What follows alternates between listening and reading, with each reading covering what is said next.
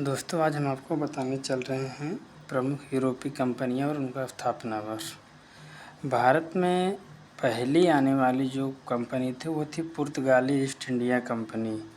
इसकी स्थापना 1498 ईस्वी में हुई थी।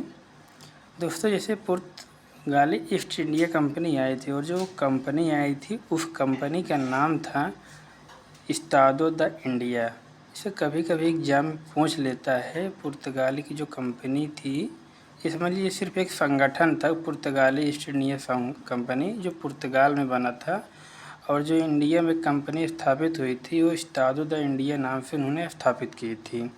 इसकी स्थापना 1498 ईस्वी में हुई थी। दूसरी कंपनी है दोस्तों अंग्रेजी ईस्ट इंडिया कंपनी। ये भी जैसे ईस्ट इंडिया ब्रिटेन की कंपनी थी, इसमें एक संगठन का नाम था। जो कंपनी यहाँ स्थापित हुई थी उसका पूरा नाम था the governor and company of merchant of London trading into the East Indies. इसकी स्थापना 1600 ईस्वी में हुई थी। तीसरा है Dutch East India company. Dutch East India company दोस्तों ये डच की कंपनी थी, एक संगठन था जैसे वहाँ बनाया गया था। और भारत में जो एक कंपनी की स्थापित हुई उसे वेरिंगटे ओस्ट इंडीसे कंपनी कहा गया। इसकी स्थापना 1602 ईस्वी में हुई थी। चौथा है डेनिश ईस्ट इंडिया कंपनी। इसकी स्थापना 1616 ईस्वी में हुई थी। पांचवा है फ्रांसीसी ईस्ट इंडिया कंपनी। इस कंपनी का नाम था कंपनी इंडेस ओरिएंटलेस। इसकी स्थापना 1664 ईस्वी में थी। छठवा है स्वीडिश ईस्ट इंडिया कंपनी। इसकी स्थापना 1771 ईस्वी में हुई थी।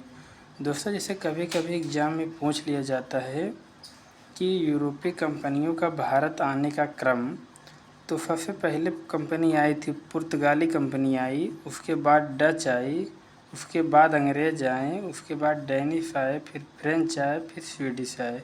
एक बात आपको यहाँ थोड़ा दिक्कत दे देगी, यहाँ हमने लिखा है दूसरे नंबर पर अंग्रेजी ईस्ट इंडिया कंपनी।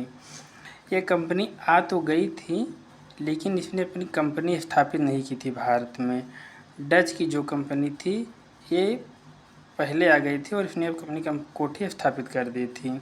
इसलिए जब कभी भी एग्जाम में आएगा, जैसे पूछ लिया जाए कि भारत आने वाली प्रमुख यूरोपीय कंपनियों का क्रम कभी कभी पूछ लिया जाता है, तो पहली थी कंपनी पुर्तगाली, दूसरी थी डच, तीसरा था अंग्रेज, चौथी डेनिश, पांचवा फ्रेंच, छठवा थी स्वीडिश।